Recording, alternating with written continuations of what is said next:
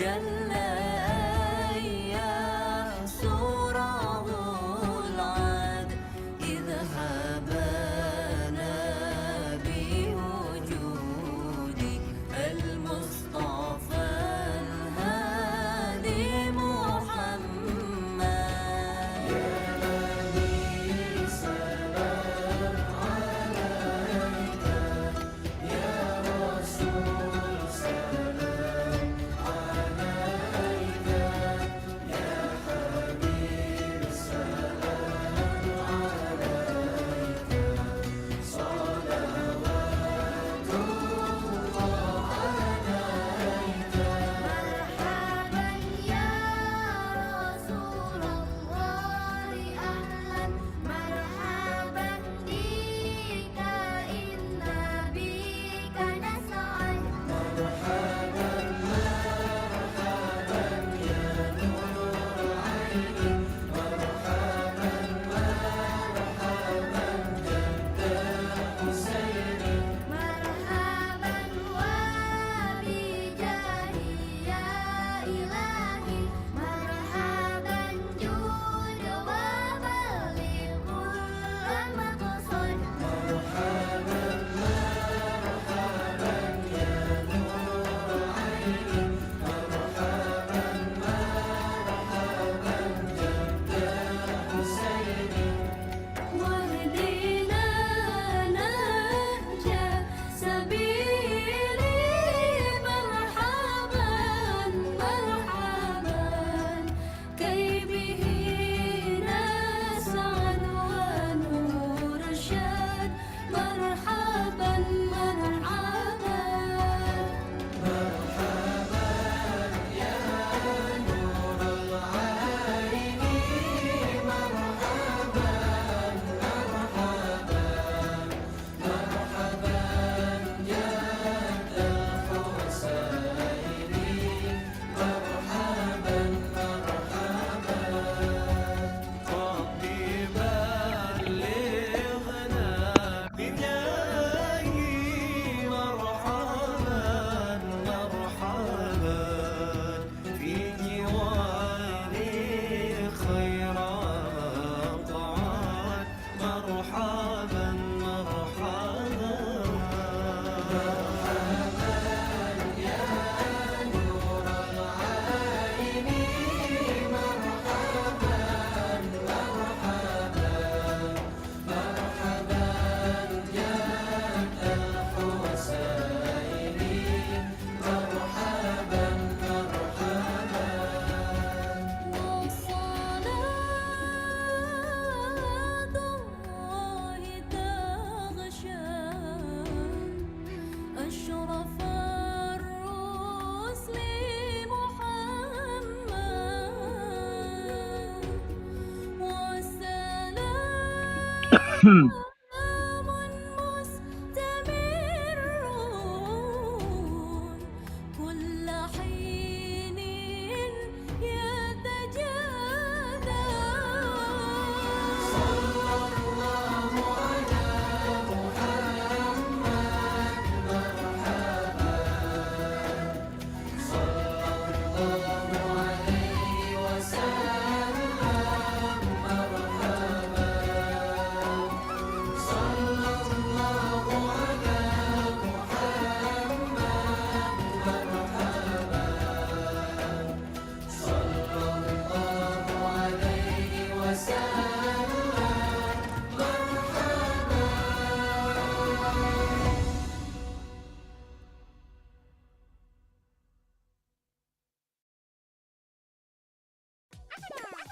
Hotel dan tiket pesawat murah.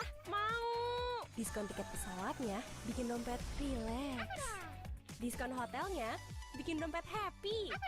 Cuma di Booking sekarang.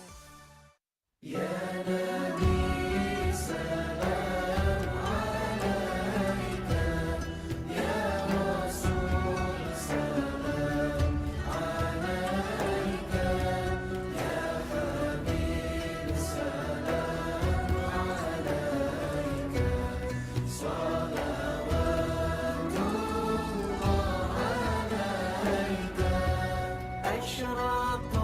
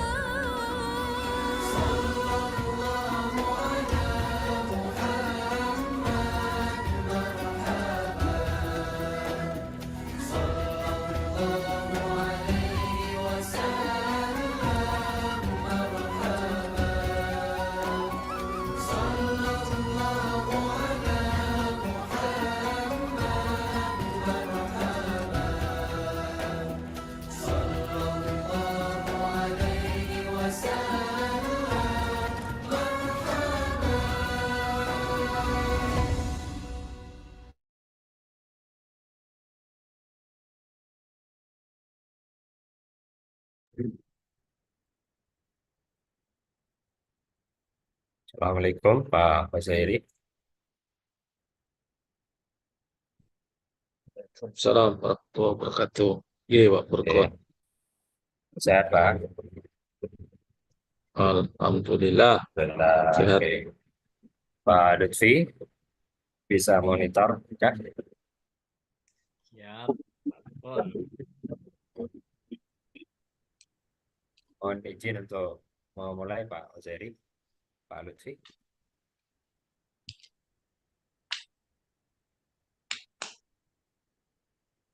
Oke, monggo Pak Lutfi bisa kita mulai.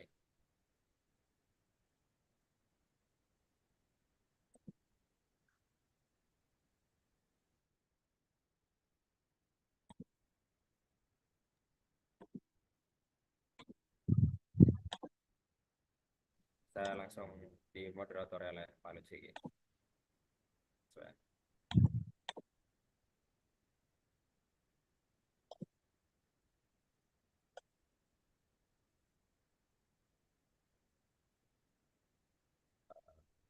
Saya sapa Pak Rizal Mutakin. Suara saya terdengar nggak Pak? Coba. Oke, monggo Pak Lutfi bisa dimulai. Ya, baik. Bismillahirrahmanirrahim. Assalamualaikum warahmatullahi wabarakatuh. Alhamdulillahirrahmanirrahim. Assalatu wassalamu ala asyrafil mursalin Sayyidina Muhammadin wa ala alihi wa sahbihi ajmain amma ba'd.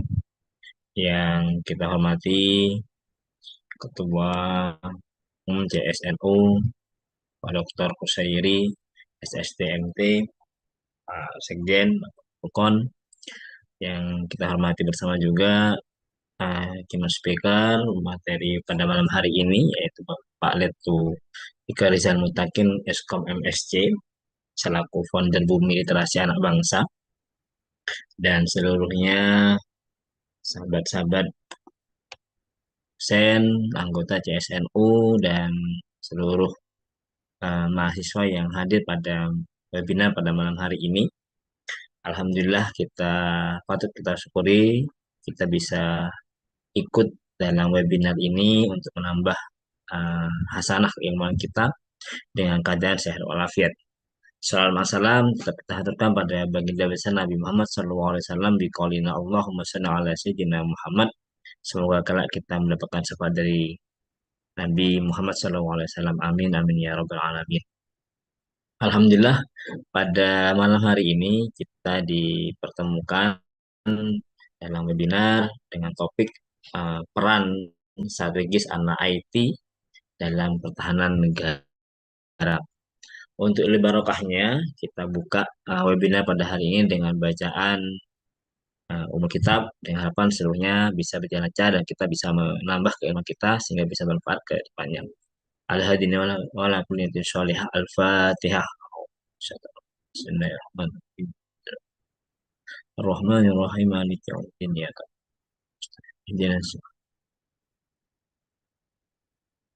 Terima kasih. Sebelum kepada materi, kami persilahkan kepada Ketua Umum Bapak Dr. Husairi untuk memberi pengantar terlebih dahulu pada webinar pada CSNU, yaitu Bapak Dr. Husairi, SST. Kami persilahkan. Oke, terima kasih Pak Lutfi sebagai moderator. Assalamualaikum warahmatullahi wabarakatuh. Alhamdulillah, alhamdulillahirabbil alamin wassalatu wassalamu ala asrofil anbiya'i wal mursalin wa ala alihi wa sahbihi ajmain. Yang saya hormati seluruh uh, kepanitiaan, terima kasih atas waktunya yang sudah masuk webinar ke-9 yang saya banggakan, yang saya muliakan narasumber kita yang sudah hadir di tengah-tengah kita, Bapak Letu Rizal Mutakin, Eskom MSC. Beliau adalah founder Bumi Literasi Anak Bangsa, juga sebagai abdi negara yang fokus di bidang keamanan. Salam hormat Pak Rizal Mutakin. Salam eh, hormat yang sebesar-besarnya dari pengurus Computer Society of Nahdlatul Ulama. Terima kasih sudah eh, berkenan berbagi pada malam hari ini, walaupun di sela-sela kesibukan para peserta. Harapan kami materi yang direkam di channel YouTube bisa selalu diakses oleh para dosen, para peneliti, dan para mahasiswa yang tersebar di seluruh Indonesia. Terima kasih Pak Rizal Mutakin. Mudah-mudahan nanti kita bisa berkolaborasi. Kebetulan saya memang bidang risetnya di bidang keamanan, eh, terutama bidang maritim security. Kebetulan saya fokus di keamanan laut Indonesia dan selalu berkolaborasi dengan TNI AL, dengan Bakamla, dengan KKP yang mudah-mudahan bisa bersinergi dan alhamdulillah di tahun kemarin kita sudah memberikan satu hasil riset terapan dari kami di Universitas Islam Madura kepada Bakamla dengan nama Bakamla Messenger. Nah, mudah-mudahan dengan teknologi itu bisa terus dikembangkan, terutama di bidang security-nya. Dan terima kasih, mudah-mudahan bisa berbagi dan mudah-mudahan bisa mendapatkan barokah ilmu kita semuanya, karena saya kutip dari sebuah buku yang fenomenal bahwa tak ada seseorang yang sempurna dan tak ada seorang profesor yang sempurna, tidak ada ilmuwan yang sempurna. Semuanya memiliki celah dan semuanya ada pada diri kita semua. Hari ini mungkin para teman-teman sekalian peserta menjadi penonton, mudah-mudahan besok atau lusa atau bulan depan, tahun depan, Anda akan menjadi sesuatu yang lebih, yakini bahwa Allah SWT telah memberikan ratusan ribuan potensi yang ada pada diri kita. Mari kita berbagi sedikit yang kita bagi, mudah-mudahan bisa jadi amal jariah bagi kita semua dan bisa diterima menjadi sesuatu yang bermanfaat dan uh, apa bisa memberikan manfaat yang luar biasa bagi kita semua. Demikian atas nama Ketua JNSNU saya ucapkan banyak terima kasih. Allah muwaffiq ila aqwamit thoriq. Wassalamualaikum warahmatullahi wabarakatuh.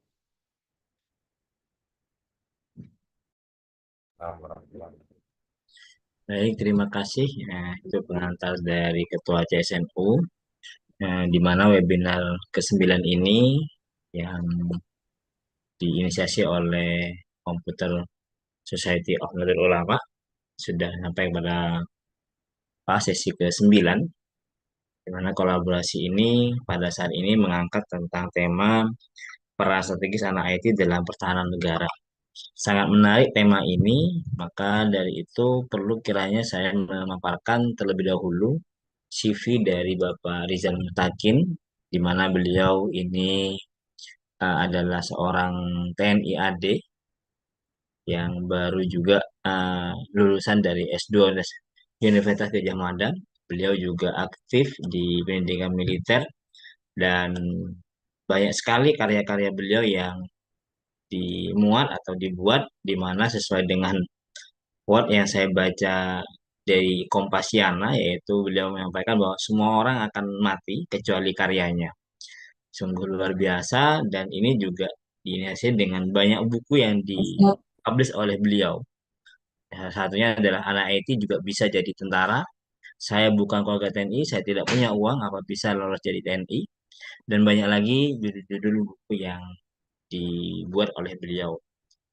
Pada saat ini teknologi semakin canggih, bahkan para mahasiswa pun sudah semakin banyak AI yang digunakan oleh para mahasiswa. Kan tapi kecanggihan ini juga tentunya menjadi variatif dalam kerawanan di IT keamanan untuk NKRI.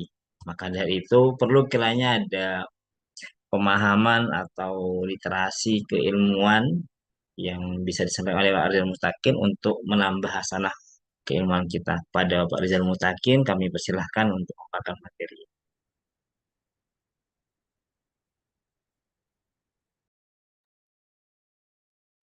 Assalamualaikum warahmatullahi wabarakatuh. Waalaikumsalam. Terima kasih Pak Husairi, Pak Ahmad Lutfi, dan rekan-rekan sekalian. Saya izin share screen ya.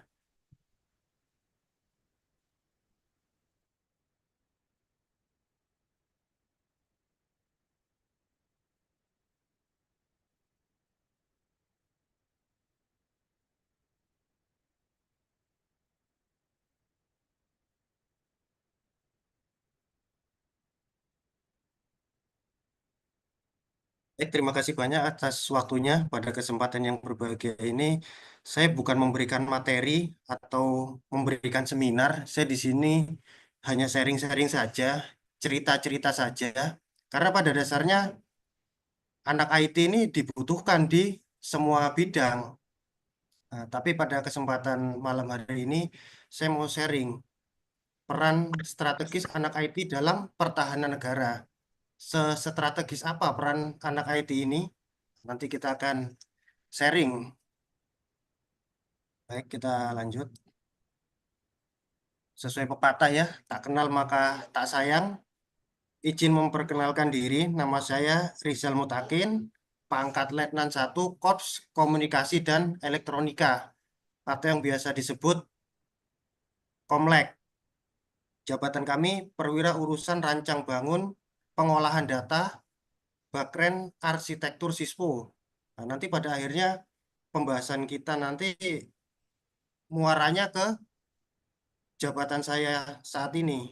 Kemudian satuan kami Dinas Informasi dan Pengolahan Data Angkatan Darat, atau ya bahasa mudahnya itu Satuan IT-nya Angkatan Darat atau Pembina IT-nya Angkatan Darat. Kami kelahiran Jember 19 Februari 95, status K1, kawin anak 1. Kami tinggal di perumahan dinas Disinfolata Angkatan Darat di Cijantung. Ya masih satu wilayah lah sama Kopassus. Yang lagi di sekitar Cijantung, silahkan mampir. Kemudian pendidikan umum, saya lulusan S1 UIN Maulana Malik Ibrahim Malang. Juniornya Mas Ali Murtado ya, juniornya jauh. Beliau 2004, saya 2013.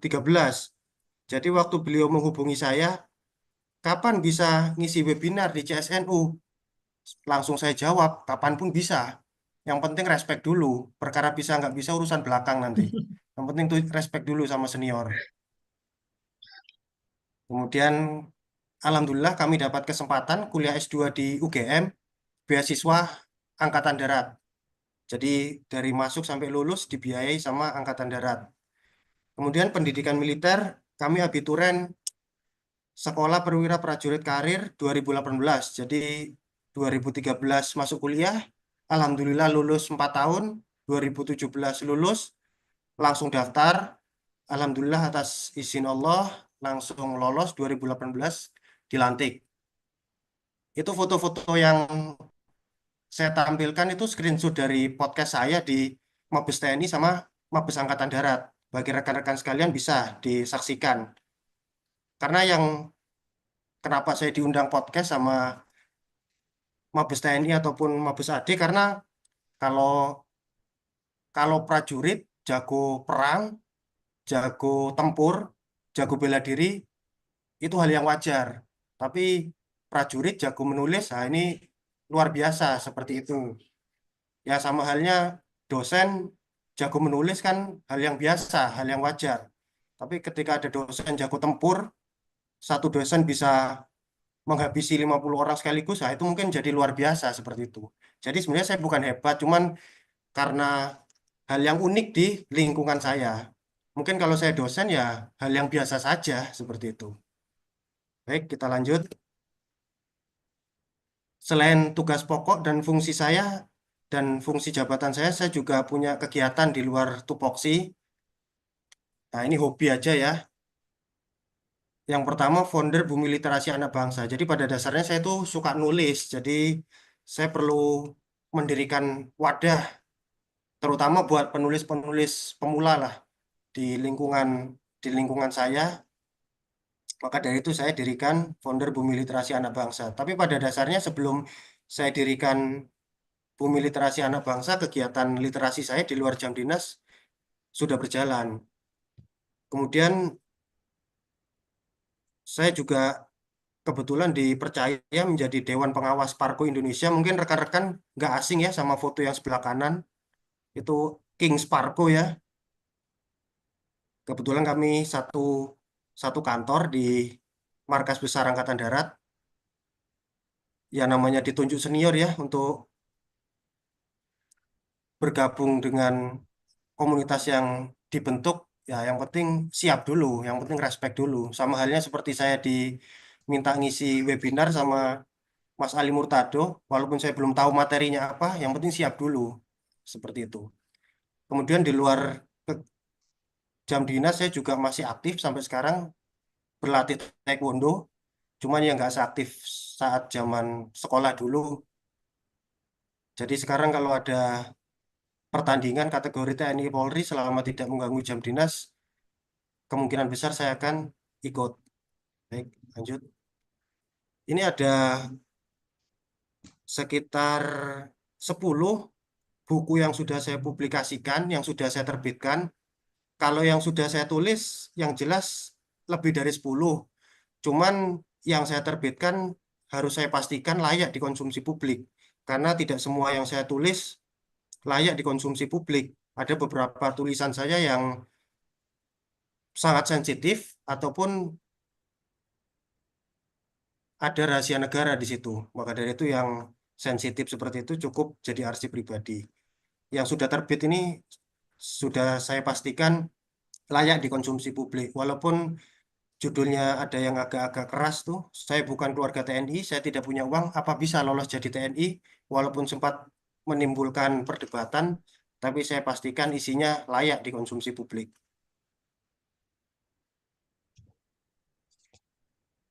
Sebagai seorang anak IT, banyak pertanyaan ke saya, kenapa sebagai anak IT kok mau bergabung dengan tentara? Kenapa nggak kerja di perusahaan saja yang gajinya besar? Jawaban saya dari dulu tidak pernah berubah, sesuai dengan pernyataan dari Pak Habibie, kalau bukan anak bangsa ini yang membangun bangsanya, lalu siapa lagi? Jangan saudara mengharapkan orang lain yang datang membangun bangsa kita. Jadi pada dasarnya saya hanya ingin berkontribusi lebih untuk negara. Maka dari itu saya memutuskan setelah lulus bergabung dengan TNI. Sebelum kita lanjut ke pokok pembahasan, saya mau sampaikan dulu sebagai prajurit, saya pernah mengucap sumpah dari ini semua prajurit ya, baik darat, laut, udara pasti mengucapkan 5 butir sumpah. Nah, yang poin kelima ini, demi Allah saya bersumpah bahwa saya akan memegang segala rahasia tentara sekeras-kerasnya. Berdasarkan sumpah saya tersebut, saya pastikan seluruh pembahasan yang akan kita bahas di sini, saya pastikan tidak ada rahasia di sini. Semua aman untuk kita konsumsi bersama.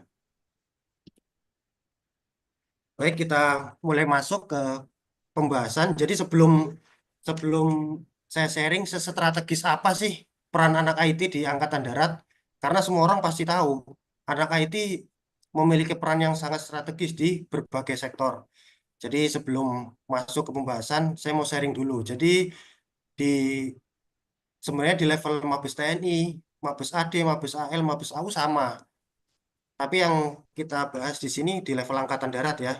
Jadi di Angkatan Darat ini ada 3 satuan atau bisa disebut 3 unit yang membidangi IT.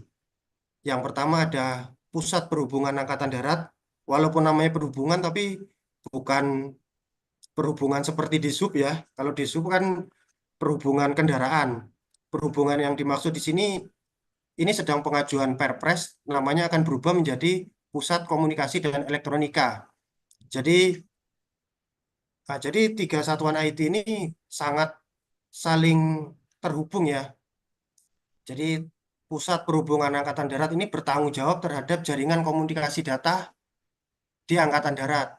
Kemudian di sebelahnya ada yang logonya ada tulisan Satria Yuda Waskita, itu merupakan Pusat Sandi dan Cyber Angkatan Darat yang baru didirikan tahun 2020. Jadi masih berusia sekitar 4 tahun ya.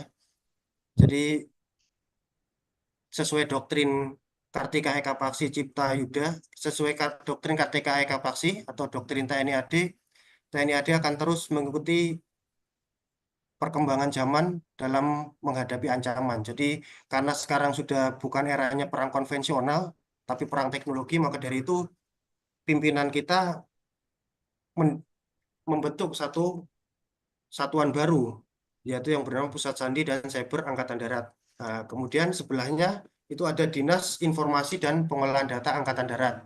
Jadi bahasa sederhananya Pusubat bertanggung jawab terhadap jaringan komunikasi data, Pusansiat bertanggung jawab terhadap keamanan cyber.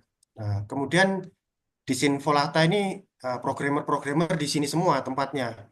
3 satuan ini dipimpin oleh untuk Pusubat dipimpin oleh jenderal berpangkat Maijen atau bintang 2, kemudian Pusansiat dan Disinvolata dipimpin oleh seorang brigadir jenderal, dan ketiga 3 satuan ini berada langsung di bawah Kepala Staf Angkatan Darat. Dari sini kita bisa melihat betapa strategisnya peran IT dalam kemajuan organisasi Angkatan Darat. Sampai untuk satuan IT sendiri ada 3 dan sesuai bidangnya masing-masing. Seperti itu. Kemudian kita lanjut. Nah, jadi yang akan saya sharing di sini berdasarkan Perkasat nomor 4 tahun 2023, yaitu tentang organisasi dan tugas Dinas Informasi dan Pengolahan Data TNI Angkatan Darat. Jadi Disinvolata ini merupakan badan pelaksana pusat yang menyelenggarakan dukungan sistem informasi, dukungan pengolahan data, dan pengamanan sistem informasi guna mendukung tugas pokok TNI AD. Kemudian jadi di level Disinvolata ini merupakan yang di level pusatnya, kemudian di level provinsi, kemudian di level kotama itu ada infolatanya masing-masing. Seperti contoh kalau di Jawa Timur namanya Infolata Kodam 5 Brawijaya yang bertanggung jawab membina IT-nya Angkatan Darat di Jawa Timur. Untuk di level Kopassus ada lagi Infolata Kopassus. Kemudian level di Kostrad ada Infolata Kostrad dan lain sebagainya. Jadi tiap satuan memiliki staf IT atau yang biasa disebut dengan Infolata. Kemudian Badan Pelaksana Pusat di tingkat Mabesat yang berkedudukan langsung di bawah Kasat. Nah, jadi betapa strategisnya ya peran anak IT yang berdinas di Infolata Angkatan Darat. Jadi tidak bisa dibayangkan bagaimana jadinya ketika yang mengawaki di Disinvolata ini tidak mengerti tentang IT, kemudian mengusulkan kebijakan penerapan IT kepada Kasat, kemudian terbit Perkasat atau Kepkasat. Nah, kalau sudah peraturan Kasat terbit, seluruh dari Sabang sampai Merauke akan melaksanakan peraturan tersebut. Nah, seperti apa ini nanti akan kita bahas di slide berikutnya. Kemudian bertugas pokok menyelenggarakan pembinaan personil serta fungsi informasi dan pengolahan data dalam rangka mendukung tugas TNI AD. Jadi Disinvolata ini tidak hanya bertugas mengawaki sistem, tapi juga bertugas membina personil TNI Angkatan Darat se-Indonesia supaya melek IT. Baik, kita lanjut. Jadi Kadisinvolata memiliki staf yaitu didukung oleh 6 Kasubdis berpangkat kolonel, yaitu Kasubdis Binfung, pembinaan fungsi, di sini bertanggung jawab terhadap pengembangan SDM IT dan lain sebagainya. Kemudian pembinaan material siswa atau Kasubdis Binmat Siswo yang bertanggung jawab terhadap hardware. Nah, kemudian pembinaan sistem informasi administrasi. Di sini ada 2 fungsi utama yaitu Subdis Bin Siswomin dan Subdis Bin Siswoop. Nah, nanti akan kita sharing. Kemudian dukungan pengolahan data. Di sini dukungan pengolahan data ini merupakan dukungan jaringan. Untuk bin Syspomin dan bin Syspop ini tempatnya para programmer berkumpul di sini. Nah, seperti apa siswa yang dibina oleh Syspomin dan Syspop? Nah, nanti akan kita share karena pokok pembahasan kita pada ke poin ke-6 ini, subdis teknologi informasi. Jadi karena orgas baru ini namanya berubah jadi subdis Tekinfo atau teknologi informasi. Nama sebelumnya subdis informatika. Seperti apa tugasnya? Kita lanjut. Jadi tugas subdis Tekinfo menyelenggarakan kegiatan pengkoordinasian di bidang teknologi informasi. Jadi ada yang bidang, ada tempatnya programmernya, ada jaringan, nah, tempat pengkajiannya di sini, tempat jadi secanggih apapun kita, secanggih apapun alat kita, tanpa didukung oleh pelisai atau kebijakan akan sia-sia. Maka dari itu, disinilah tempatnya bagaimana alat-alat yang kita punya atau alat yang akan kita kembangkan, nah, muaranya di sini. Yaitu tugasnya menyiapkan pemanfaatan hasil litbanghan atau pengkajian TI dalam kegiatan perekayasaan. Kemudian inovasi teknologi informasi, perancangan arsitektur sistem informasi. Jadi ketika misalnya kita akan mengembangkan siswa atau aplikasi, nah, harus perancangannya lewat Tekinfo ini tadi. Kemudian audit teknologi informasi atau PAM-Sispo secara internal sebagai proses yang sistematis untuk memperoleh dan mengevaluasi laporan secara objektif terhadap aset teknologi informasi. Ada beberapa pertanyaan. Apa bedanya PAM-Sispo dengan Pusansiat? Kan sudah ada Pusat Sandi dan Cyber. Kenapa Disinfo-Latam masih melaksanakan kegiatan pengamanan siswa atau PAM-Sispo ini? Jadi kalau Pusansiat itu tugasnya mengamankan ruang cybernya seangkatan darat. Kalau PAM-Sispo ini tugasnya PAM internal atau mengamankan siswa yang dibina oleh Disinfo-Lata tadi. Karena data-data angkatan darat yang sangat krusial tersimpan di data center angkatan darat yang mana lokasinya ada di Disinfo-Lata. Mungkin nanti rekan-rekan kalau ada yang berkunjung ke Jakarta atau ke Mabes AD bisa kita melihat-lihat seperti apa data centernya milik Bintang 4 ini. Apakah sudah layak ataukah masih banyak pembenahan? Nah, nanti bisa mampir-mampir. Tugas pokok dan fungsi Tekinfo merencanakan dan melaksanakan pengkajian arsitektur Sispo TNI AD dalam rangka pembangunan dan pengembangan Sispo TNI AD sesuai dengan ketentuan yang berlaku di lingkungan TNI AD. Jadi seperti yang saya sampaikan sebelumnya, secanggih apapun kita, secanggih apapun alat kita, tanpa didukung oleh kebijakan, semua akan sia-sia. Maka dari itu, betapa strategisnya peran anak-anak IT yang membidangi di bidang ini. Nah, kemudian merencanakan dan melaksanakan litbanghan 5 komponen siswa dalam rangka pembangunan dan pengembangan siswa TNI AD sesuai ketentuan yang berlaku di lingkungan TNI AD. Jadi seperti yang kita ketahui bersama, sebelum sebuah sistem atau sebuah alat diproduksi massal oleh Angkatan Darat perlu dilaksanakan litbanghan dulu. Apabila sudah lulus uji bisa diproduksi massal. Karena ketika uji ini tidak sesuai dengan standar, nah, resikonya nyawa karena akan digunakan oleh rekan-rekan kita di medan operasi. Maka dari itu sangat penting bagi pejabat penguji ini bebas dari gratifikasi atau dari itu ya, dari suap ya. Nah, seperti contohnya kita ambil contoh senjata. Senjata itu akan digunakan rekan-rekan kita untuk operasi di Papua misalnya. Nah, ketika tim uji tadi mau menerima suap dari mitra, misalnya standarnya 10, nah ini cuma 8, bisalah yang 2 dikondisikan. Resikonya akan nyawa nanti di medan operasi.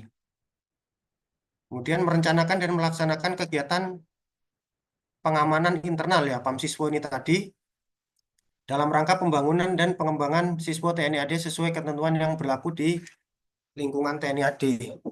Jadi bisa kita bayangkan ya data-data krusial milik Angkatan Darat ketika sampai bocor, musuh itu udah tahu berapa senjata yang kita miliki, berapa personil yang kita miliki.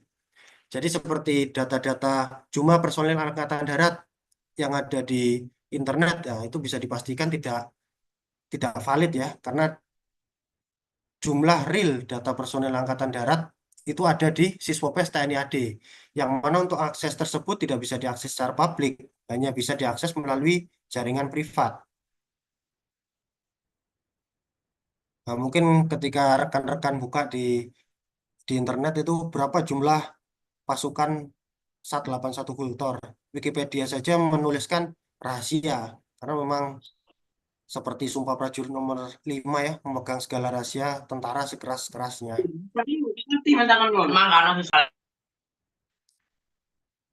Itu kemudian tugas selanjutnya itu memantau perkembangan TIK dalam rangka penerapan penggunaan teknologi cyber dan keamanan informasi guna mendukung Siswo TNI AD. Nah, ini nanti akan kita bahas di slide selanjutnya. Nah, kemudian melaksanakan asistensi teknis atau ASNIS tentang penerapan dan penggunaan TI di Angkatan Darat.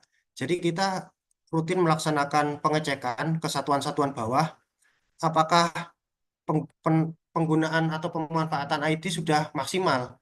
Seperti contoh, di ada seorang Wadanion di Papua, pangkatnya sudah mayor, tapi ketika dicek di Sispopers, pangkatnya masih Letnan 1. Kita berikan teguran. Ternyata memang di sana, untuk akses internet saja harus naik pohon. Itu masih lebih baik naik pohon. Ada beberapa wilayah yang harus menempuh perjalanan, harus jalan kaki ya, nggak bisa naik kendaraan, berkilo-kilo hanya untuk mendapatkan akses internet. Maka dari itu, sedangkan jaringan fiber optik atau jaringan FO milik TNI AD baru tergelar di Jakarta Bandung. Bagaimana rekan-rekan kita di ujung sana bisa akses ke Siswo TNI AD? Ya kita menggunakan VPN. Tapi ya walaupun ada VPN, kalau tidak ada jaringan internet ya sama saja. Seperti contoh rekan-rekan kita di Papua sana bisa naik pohon dapat sinyal itu udah bagus karena banyak yang harus menempuh jalan kaki berpuluh-puluh kilo bahkan untuk dapat internet. Maka dari itu kenapa kita perlu melaksanakan ASNIS supaya mengetahui kondisi di lapangan. Jangan sampai kebijakan yang kita terapkan di Jakarta disamakan dengan yang di Papua. Seperti contoh, prajurit yang datanya di Sispopers tidak up to date, gajinya tidak akan cair. Wah, betapa zolimnya kita. Kalau di Jakarta oke, atau di Jawa oke, sinyal internet sudah bagus. Tapi untuk rekan-rekan kita yang di ujung sana, maka dari itu diperlukan ASNIS. Tetapi kita yang di pusat tidak mungkin bisa maksimal untuk menjangkau ke ujung-ujung. Maka dari itu satuan-satuan di tingkat provinsi bertugas membina atau mengecek bagaimana pemanfaatan IT di wilayahnya masing-masing untuk dilaporkan ke pusat. Nah, kemudian melaksanakan kegiatan pembinaan komunitas TIK dalam rangka pemberdayaan, penggunaan, dan peningkatan teknologi untuk mendukung tupoksi Angkatan Darat. Terkait poin ketiga ini, pada tahun 2016 itu TNI Angkatan Darat, yaitu Kasat saat itu Jenderal Mulyono mengadakan lomba hackathon Kartika Eka Paksi Ciptayuda atau hackathon TNI AD. Sebenarnya bagi anak-anak IT lomba hackathon itu lomba yang biasa, tetapi saat itu antusiasmenya sangat tinggi karena yang mengadakan adalah militer. Jadi selama kegiatan lomba di sana benar-benar merasakan kita tidur di barak, kita makan pakai misting, kita intinya benar-benar merasakan suasana militer. Maka dari itu saat itu sangat tinggi antusiasmenya. Kemudian kemudian bagi dalam dalam hackathon itu karena baru pertama sampai sekarang belum ada hackathon lagi, TNI AD belum mengadakan lagi. Jadi para peserta hackathon yang mengikuti, karena tidak semua bisa mengikuti ya, yang mengikuti atau finalis dibentuk sebuah komunitas di bawah naungan Angkatan Darat, yaitu kita biasa sebut komunitas TIK TNI AD. Isinya sebagian besar rekan-rekan kita yang dari sipil, karena kita yang dari militer tidak bisa 24 jam di depan laptop ya. Saya dulu waktu kuliah bisa dari subuh ketemu subuh di depan laptop bisa, tapi karena tugas pokok TNI yang sangat kompleks, rasanya tidak bisa maksimal kita di depan laptop atau benar-benar mengawaki. Maka dari itu kita perlu membina komunitas TIK.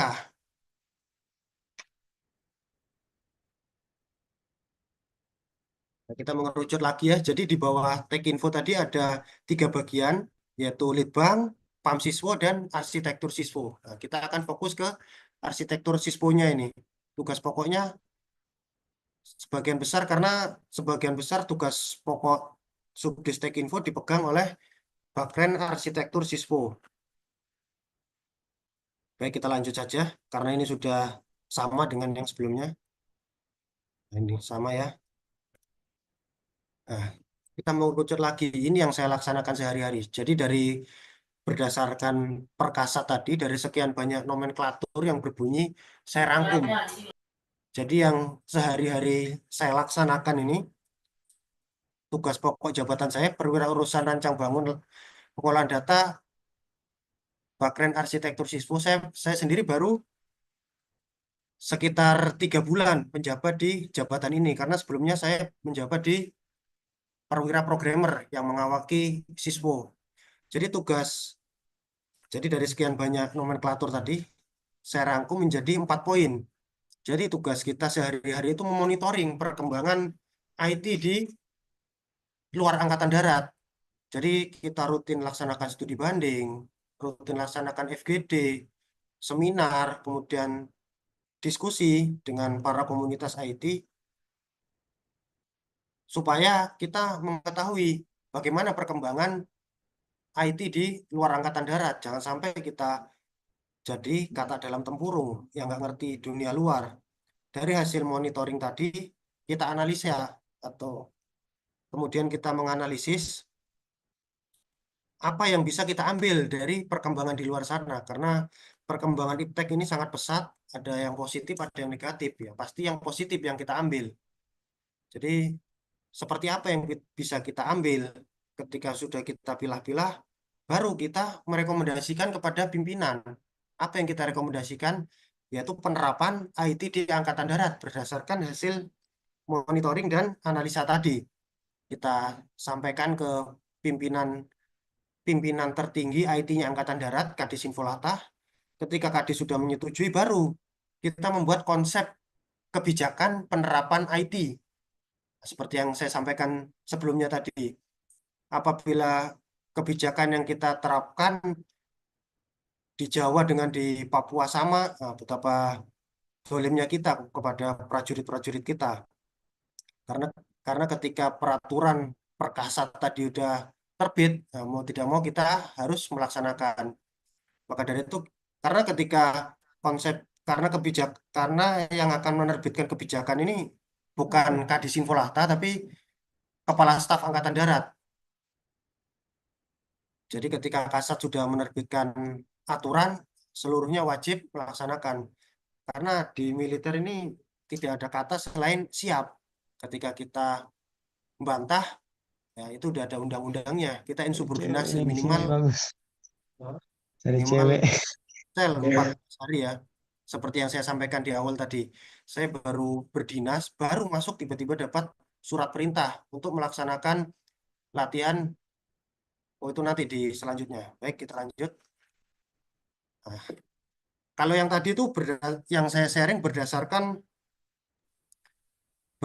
peraturan yang tertuang. Jadi yang saya tayangkan di slide tadi itu benar-benar tertulis seperti itu, tidak saya tambah. Kenapa tuh orangnya? Sekarang kita masuk ke pengalaman pribadi saya sebagai anak IT yang berkarir di militer. Sestrategis apa sih peran anak IT di militer? Karena selain tugas pokok, kelihatannya tupoksi saya cuma 4 kelihatannya. Nah, ini kan tugas pokok, tupoksi, tugas pokok dan fungsi. Tapi tugas tambahannya atau tugas di luar tupoksi ini sangat banyak sekali, bahkan lebih banyak dari tupoksi jabatan. Nah, ini yang saya sampaikan barusan. Jadi saya baru pertama kali menginjakkan kaki di Disinfolata, baru selesai pendidikan, belum tahu apa-apa, belum tahu bagaimana IT-nya Angkatan Darat, saya belum sempat belajar. Ya yang saya tahu, pengetahuan IT yang saya dapat dari kuliah saja. Intinya saya belum tahu betapa rumitnya bisnis proses di Angkatan Darat atau di militer ini. Jadi saya dapat surat perintah, dari terbitnya surat perintah sampai pelaksanaan hanya hitungan hari saja. Tidak ada kata selain siap. Dan saya sudah membuktikan sendiri dengan kemauan yang keras dalam waktu yang singkat, saya bisa mengikuti kegiatan tersebut karena saat itu saya mewakili Angkatan Darat untuk bergabung dengan Mabes TNI untuk latihan dengan US atau militer militer sana ya, HING, Hawaii National Guard, dalam waktu yang cukup singkat karena saya di kuliah juga ya mungkin dapat materi jaringan komputer saja, tidak dapat materi yang spesifik tentang cyber saat itu. Dengan kemauan, tekad, dan kerja keras, alhamdulillah saya bisa mempersiapkan dengan baik dan tidak mempermalukan Angkatan Darat dan Indonesia. Baik, kita lanjut.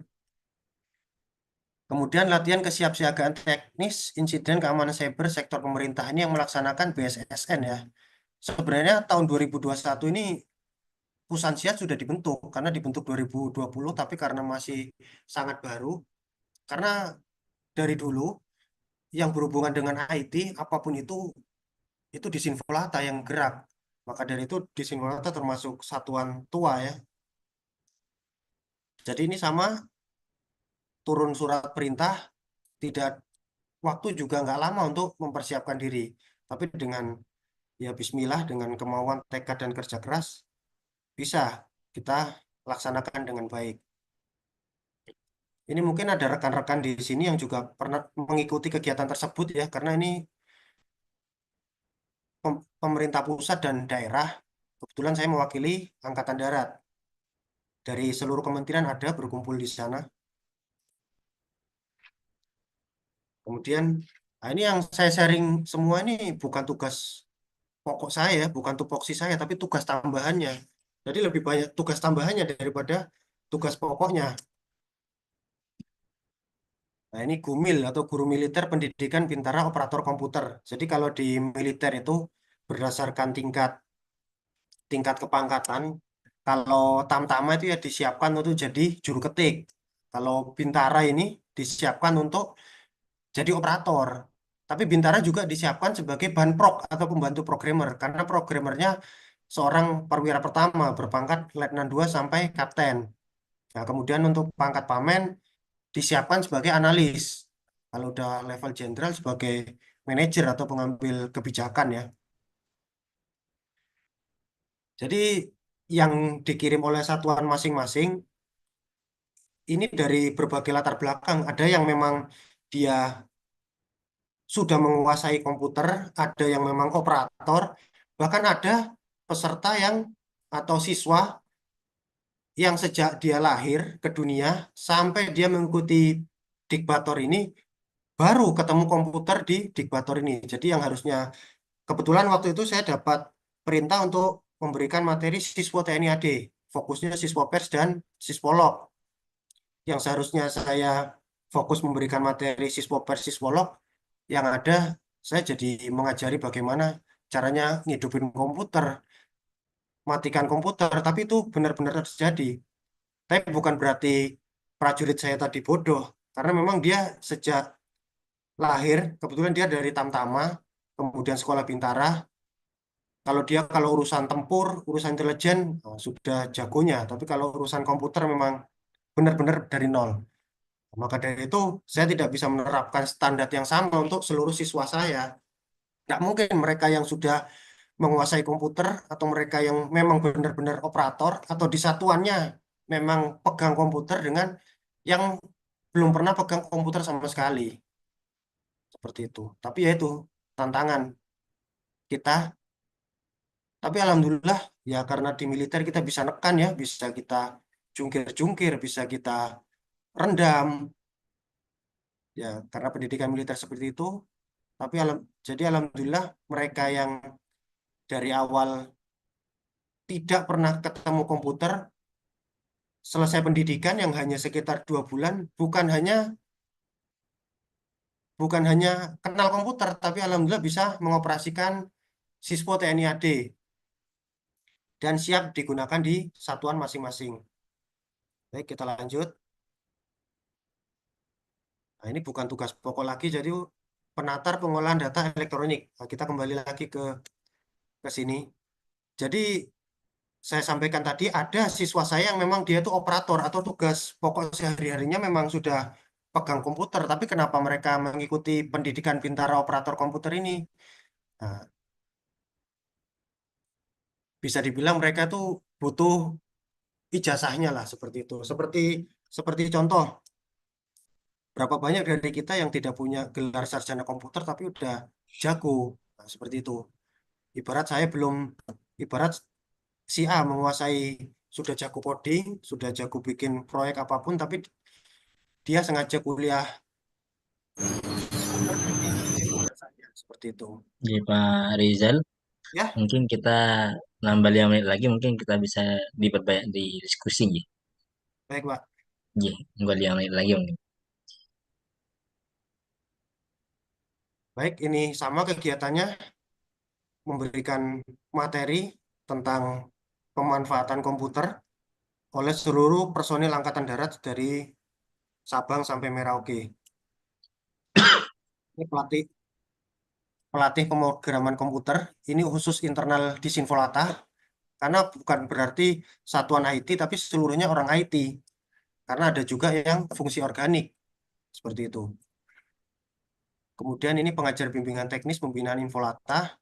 Jadi seluruh Infolata se-Indonesia mengajukan permohonan pemateri ke Disinfolata. Materi apa yang akan disampaikan sesuai permintaan dari satuan bawah. Kemudian Sispo TNI AD, nah ini di Kopassus ya, ini memberikan materi Sisfopers TNI AD. Sispo TNI AD sendiri, nah, seperti yang saya sampaikan tadi ada Sispoop dan Sispomin. Kalau Sispoop membidangi Sispo Intel, Sispoter, dan sistem informasi operasi. Jika Sispomin, Sispolog untuk mencatat data-data logistik seperti data senjata ini tersimpan di mana, dipegang oleh siapa itu ada di Sispolog. Kemudian personil, Siswapes, dan Siswo Perencanaan.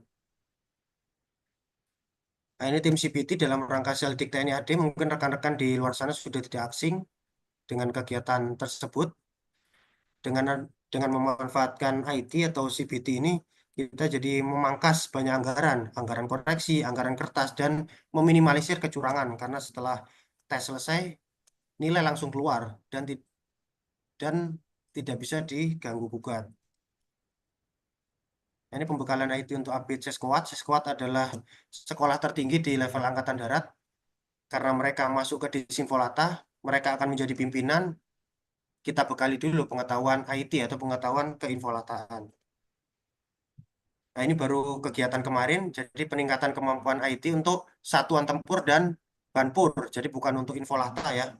Sama ini, sebagian besar mereka belum kenal komputer ya, jadi sangat antusias belajar komputer. Nah, ini masa depan anak IT dalam pertahanan negara. Nah, ini yang foto di sebelah kiri ini seorang calon bintara unggulan. Tesnya ya tes ngoding seperti itu. Sekarang sudah jadi rekan kerja saya.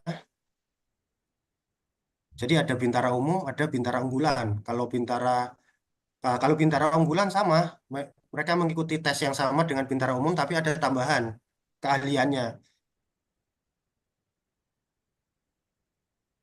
Nah, ini masa lalu saya waktu hackathon TNI AD 2016.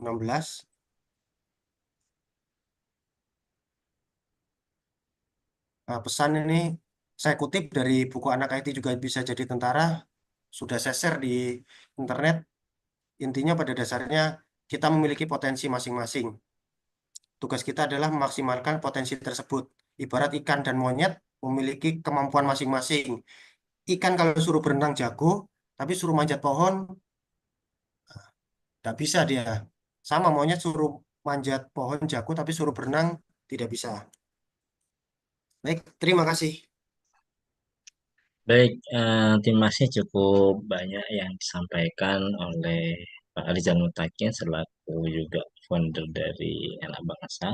Terus beliau juga perlu kita bersama bahwa tadi menyampaikan adalah pembina IT di TNI Angkatan Darat. Ya, TNI Angkatan Darat. Tentunya sudah banyak apa ya orang-orang yang belajar IT di sana. Oleh karena itu ini ada pertanyaan pertama dari Ketua Umum ini. Kira-kira keterampilan apa yang sangat dibutuhkan oleh negara pada saat ini, utamanya lulusan TI dan SI, Pak Furkon, Pak Rizal Mutakin. Ini pertanyaan pertama. Kira-kira kita coba buka dua pertanyaan lagi. Kita coba tiga pertanyaan. Kami persilahkan yang mau bertanya dua lagi mungkin. Kami persilahkan ini. Alhamdulillah ini Pak Furkon, Pak Husairi ini mahasiswa kami juga gabung di sini. Alhamdulillah Pak. Monggo silakan yang mau tanya, kami Saya persilahkan. Pak Lutfi mungkin Ye, monggo tambahan Pak Furkon. pertanyaan. Eh, ini kan rata-rata peserta dari JASN ini kan memang basisnya adalah IT, Mas Rizal Ye, Mutakin. Nah, kira-kira kalau seumpamanya lulusan itu mau berjenjang karir di bidang IT-nya mengabdi negara, itu kira-kira apa yang perlu dilakukan? Apakah memang ada jalur yang memang dibuka secara umum setiap tahun oleh negara itu, atau memang ada jalur yang lewat akademisi gitu. Misalkan seperti di perguruan tinggi apa upaya yang didirikan oleh Pak Prabowo itu. Nah, itu apakah memang ada jalur akademisi atau memang ada jalur itu mungkin sementara pertanyaan.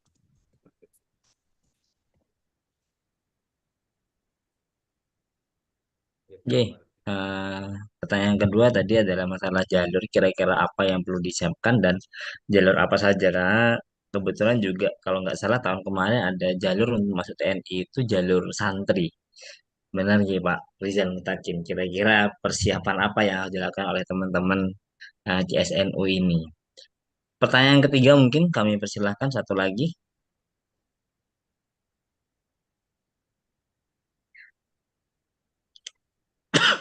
Baik, kalau tidak ada tadi seperti yang disampaikan oleh Pak Rizal Mutakin bahwa ternyata masuk TNI itu tidak harus apa ya tentang hanya masalah kedisiplinan saja, tapi juga masalah IT juga bisa. Yang penting kita bisa belajar IT itu juga punya peluang untuk menjadi seorang TNI atau abdi negara. Kami persilakan Pak Rizal Mutakin untuk menjawab satu dua pertanyaan yang tadi. Dan yang pertama dari Pak Dr. Hosairi dan yang kedua dari Pak Sekjen Pak Muhammad Furqon. Kami persilakan Pak Rizal Mutakin. Baik, terima kasih. Saya jawab pertanyaan Pak Buseri ya. Keterampilan apa yang sangat dibutuhkan oleh negara untuk lulusan TI atau SI? Karena pesertanya di sini semua mahasiswa TI ya. Saya sampaikan, YTSI ini, ya TI mahasiswa semua ya Pak ya. sebagian mahasiswa, sebagian dosen ini. Nah, ya. Jadi Ika juga ada Bapak. ya, Ya, ada dari Prodi Ilmu Komputer juga Pak Rizal Mutakin. ya intinya pada dasarnya IT, level mahasiswa semua ya. Jadi yang saya share di sini jalur. Jadi untuk anak IT sendiri itu ada kalau lulusan SMK itu ada jalur bintara unggulan, tapi nggak perlu saya share di sini karena nggak ada yang itu di sini. Nah, ada jalur namanya Perwira Prajurit Karir Tentara Nasional Indonesia. Jadi lulusan sarjana. Nah, jadi terkait formasi itu tiap tahun berubah-berubah. Tapi untuk formasi IT tiap tahun pasti ada. dan formasinya bahkan selalu bertambah. Misal formasinya se-Indonesia 10. Nah, tetapi ketika ditemukan SDM unggul, nggak nutup kemungkinan 20 yang bagus 20 akan masuk semua. Jadi tidak kaku pada formasi ya. Kemudian keterampilan apa yang dibutuhkan oleh negara? Yang jelas keterampilan dasar seorang anak IT yaitu minimal bisa coding lah. Udah itu dulu. Nah, tetapi sekarang ini, tapi memang pimpinan pimpinan TNI itu memberikan atensi ya sudah. Nah, seperti contoh saya tahun 2016 itu saya mahasiswa semester 6, saya mengikuti hackathon TNI AD. Saat itu Kasat Jenderal Mulyono, mungkin namanya sudah nggak asing ya, Kasat Jenderal Mulyono menyampaikan ini para jagoan-jagoan IT akan kita rekrut menjadi prajurit Angkatan Darat. Nah, dan yang beliau sampaikan benar, beberapa peserta hackathon yang berprestasi, salah satunya ya saya nggak berprestasi ya, tapi beruntung aja direkrut melalui jalur khusus. Karena bahkan sampai sekarang pimpinan kita masih memberikan atensi untuk anak-anak IT. Seperti contoh sekarang Panglima TNI, Jenderal TNI Agus Subianto sedang merekrut banyak SDM IT yang jago cyber. Bahkan akan dibentuk angkatan keempat, angkatan cyber itu. Jadi bagi rekan-rekan di sini yang ada keterpanggilan untuk bergabung dengan TNI untuk membangun negara, nah, silahkan manfaatkan peluang tersebut karena tiap pimpinan punya kebijakan masing-masing. Seperti yang disampaikan Pak Lutfi tadi, ada jalur santri. Nah, itu kebijakannya Jenderal Dudung, Pak Dudung Kasat. Nah, seperti itu. Jadi inti utamanya sebagai anak IT ya minimal ya ngerti coding itu aja dulu. Yang dasar. Karena nggak karena berdasarkan pengalaman, kebetulan saya juga aktif menguji Bintara Unggulan. Ada mereka yang sudah jago, kita kasih itu, kita bukakan text editor, mereka udah jago. Bikin ada juga yang dari mulai sampai akhir text editornya kosong, ada juga yang seperti itu. Jadi minimal bisa coding aja dulu. Dan yang pasti ketika kita punya kemampuan IT, selama kita tidak sakit jantung, nah bisa dapat prioritas lah untuk masuk TNI. Kemudian bagi adik-adik mahasiswa yang ingin bergabung ke Angkatan Cyber, karena Panglima juga menyampaikan kemungkinan isinya sebagian besar orang sipil, nah silakan dimanfaatkan peluang tersebut. Karena kita nggak tahu rezeki lewat jalur yang mana. Seperti itu. Kemudian tadi dari Pak Furkon, pertanyaannya apa tadi ya, Pak Lutfi ya? Jalur ya. Kira-kira Iya, jalur langkah apa yang akademik. perlu dilakukan dan kira-kira bisa melalui jalur mana saja?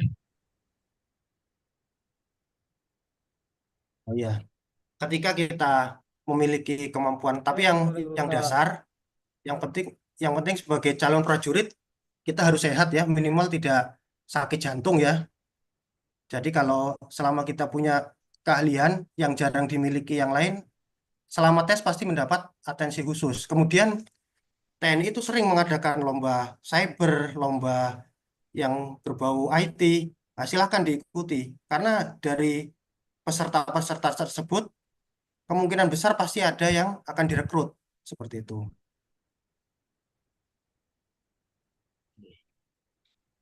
Baik, ini ada yang chat pribadi Pak Rizal Mutakin ini yang bertanya ini dari kaum perempuan. Kira-kira kalau masuk TNI IT itu atau IT TNI ini apakah kira-kira ada kaum hawanya? Karena kita lihat kan kebanyakan yang sering muncul itu hanya laki-laki. Ini mungkin khawatir mereka ada yang tidak diterima karena mereka perempuan. Jadi di TNI saja sudah ada namanya asosiasinya sendiri atau ada organisasinya sendiri. Di level TNI ada One TNI. Di Kalau di polisi namanya Polwan ya. Kalau di Kawan. Angkatan Darat ada KOWAT, Korps Wanita Angkatan Darat. Di Angkatan Laut ada Korps Wanita Angkatan Laut atau KOWAL. Kemudian di Angkatan Udara ada Wanita Angkatan Udara. Tapi organisasi untuk tentara laki-lakinya malah nggak ada ya. Jadi bagi kaum hawa, jangan takut karena rekrutmen untuk wanita pasti ada. Saya sampaikan pasti ada tiap tahun dari 3 matra tersebut. Dan perlu saya sampaikan bagi kaum-kaum hawa nggak usah takut masuk tentara karena kalian pasti akan ditempatkan di staf. Nggak mungkin ditempatkan di pasukan tempur. Akan ditempatkan sesuai bidang keahliannya. Kalau kita nih sebagai anak IT laki-laki masuk tentara, nggak nutup kemungkinan kita ditaruh di pasukan tempur, bawa pasukan perang, nggak nutup kemungkinan. Tapi kalau wanita bisa dipastikan akan ditempatkan di staf. Oke, baik. Terima kasih. Itu mungkin jawaban dari Pak Rizal Mutakin. Mungkin yang lain ada pertanyaan terlebih dahulu. Ada lagi? Ini dilanjut ya, Pak Furkon. Satu Oke, oke, sesi monggo lagi. Pak. Oke. Ya, ya. Kami persilakan yang mau bertanya satu sesi lagi. Ya, Saudara Nuril. Kami persilakan. Baik, Bismillahirrahmanirrahim. Kalau semisal bidang keahlian kami itu ada di semisal IoT atau AI atau semacamnya, Pak. Itu apakah gabung di bagian IT TNI atau ada di bagian kayak sub-sub bagian yang tadi, Pak, kayak cyber security dan semacamnya? Atau ada sub bagian lagi gitu? Atau Baik, memang masuk di bagian IT? Mungkin hanya baik, itu. baik. Misal kita kita punya keahlian, jadi dari sarjana komputer itu kan secara umum ya, di sana ada pemrograman, ada jaringan, ada database dan lain sebagainya. Kalau berda- kalau penempatan itu ya nanti tetap kemungkinan besar akan ditempatkan di satuan IT. Tetapi kalau penempatan misal jago AI atau jago robot, nah nanti itu tergantung kebijakan pimpinannya. Tapi yang jelas kan di satuan IT kemungkinan besar seperti itu. Jadi misal jago AI, nah, tadi ada beberapa sub, nggak nutup kemungkinan ditaruh di subdis Sispomin. Karena Sispoper sendiri sekarang juga memanfaatkan AI ya.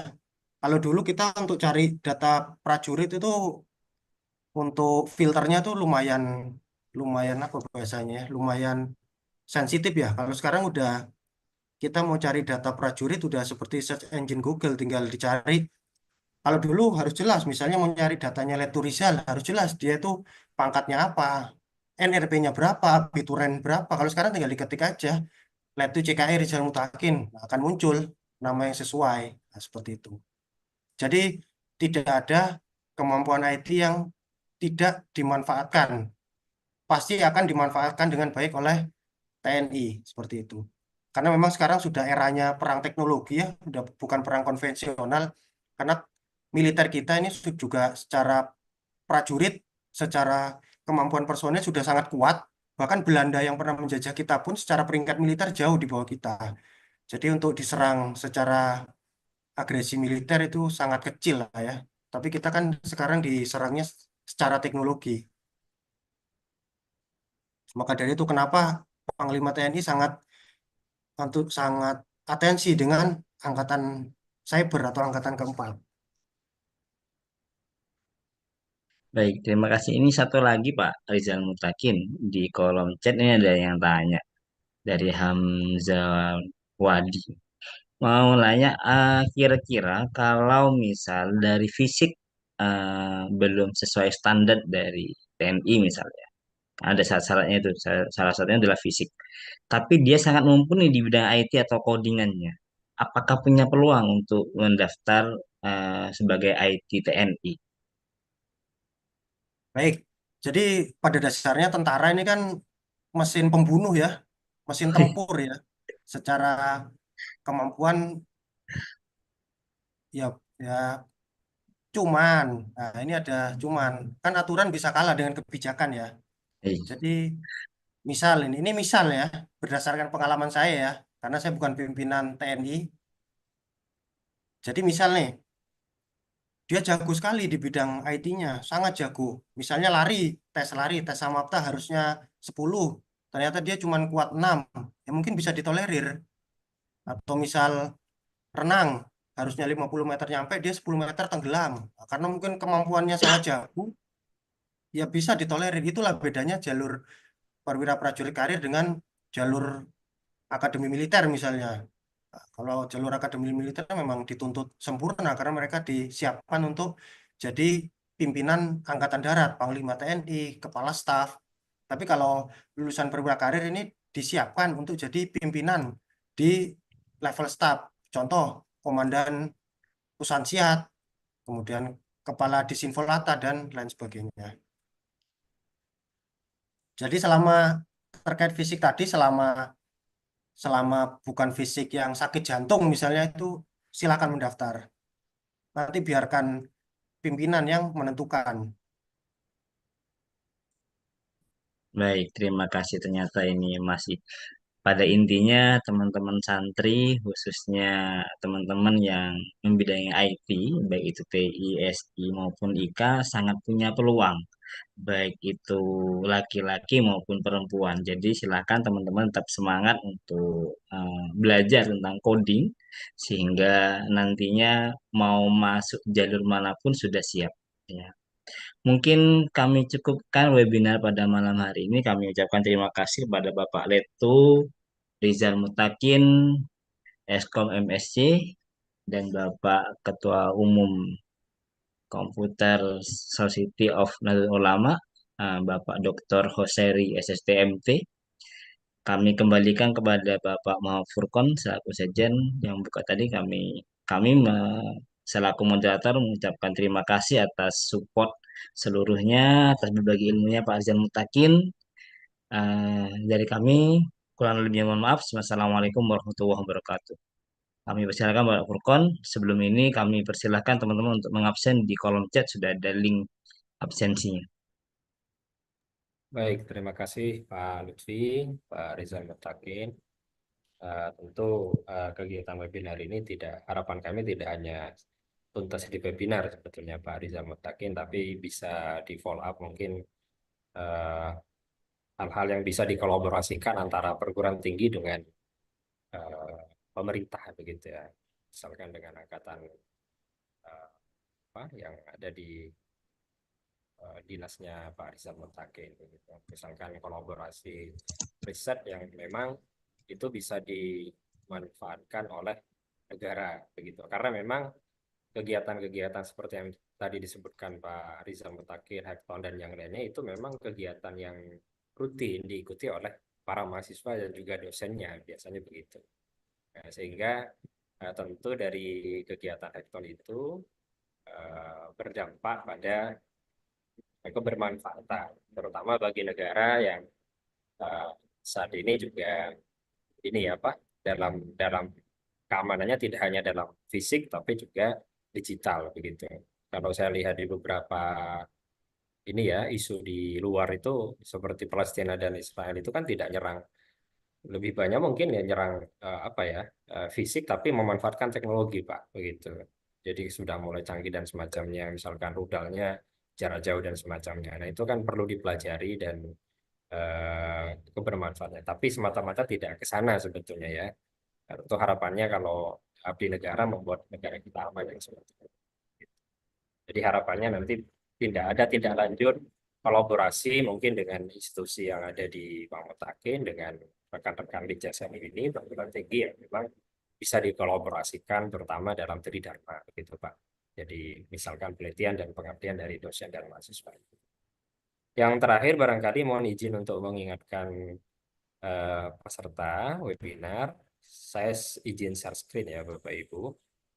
Di sini kami coba munculkan terkait dengan ini apa kegiatan webinar JSNU di bulan September.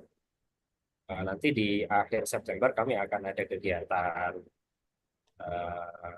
strategi menulis artikel ilmiah menggunakan Tool AI yang insya Allah akan dilaksanakan di tanggal ini 26, ada perubahan ya, tanggal 26 September yang akan diisi oleh atau pembicaranya oleh Dr. Zairi. Nanti silakan bisa diikuti oleh Bapak Ibu dan para mahasiswa. Dan tentu jika nanti ada pembicara lain di bulan Oktober yang mungkin dari lembaga pemerintahan kami bersedia nanti untuk berkolaborasi Pak Mutakin, mungkin topiknya bisa bisa mungkin berbeda, hal-hal isu yang terbaru yang itu mungkin bisa ditangkap oleh para akademisi, terutama para di perguruan tinggi dan yang lainnya. Baik, kemudian ini kegiatan yang ditambahan ya, yang di bulan September. Kemudian kami juga memiliki keanggotaan sebetulnya. Jadi keanggotaan CSN itu tidak hanya dari dosen saja, tapi juga praktisi dan memungkinkan juga dari pemerintah, gitu ya, abdi negara, gitu ya. Artian bahwa kami dalam hal kolaborasi ini lebih fleksibel, gitu ya. Dan rata-rata memang yang menjadi anggota CSN ini adalah perguruan tinggi swasta yang berafiliasi kepada Nahdlatul Ulama, gitu ya. Nah, nanti di website kami, Bapak Ibu bisa melakukan pendaftaran individu ataupun secara kelembagaan. Di samping itu juga terakhir, ada media untuk publikasi bagi dosen, mahasiswa, dan juga bisa saja praktisi ya. Ya, jadi Pak Rizal Muntakin ini bisa kita katakan ahli di bidang pemerintahan, yang mungkin itu juga bisa menerbitkan tulisan-tulisannya yang itu yang berkaitan dengan penelitian. Ini nanti kami terbitkan di NJCA, kalau pengabdian nanti di NJCE. Ya, jadi kalau di NJCA kami biasa terbit di bulan Juni dan Desember, kemudian kalau NJCE ini biasanya terbit di bulan Maret dan September. Di bulan ini kami akan terbit. Baik, saya kira itu sebagai informasi tambahan dari kami. Insya Allah kegiatan webinar ini akan terus dilaksanakan secara kontinu setiap bulan dengan topik-topik yang berbeda. Ya, terakhir kami ucapkan terima kasih banyak Pak Rizal Mutakin. Salam kenal Pak. Ini saudara ternyata, saya juga dari keluarga saya dari Jember Pak. Jadi saudara yang mungkin bisa nanti kalau ketemu kita saling bersapa dan kemudian terima kasih banyak pada Pak Lutfi telah memoderatori kegiatan ini dan para dosen dan mahasiswa yang hadir. Jangan lupa untuk mengisi presensi yang sudah ada. Insya Allah kita akan bertemu di sesi berikutnya. Baik, saya kira itu dari kami. Kurang lebih mohon maaf. Assalamualaikum warahmatullahi wabarakatuh. Assalamualaikum warahmatullahi wabarakatuh. Baik, untuk dokumentasi kami minta untuk hidupkan kamera dulu, kami screenshot. Kita foto secara online dulu. Oke. 3, 2, 1.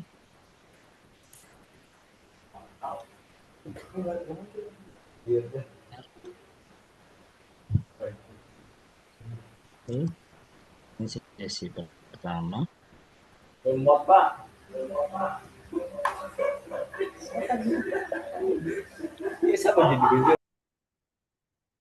Sesi kedua. 3, 2, 1.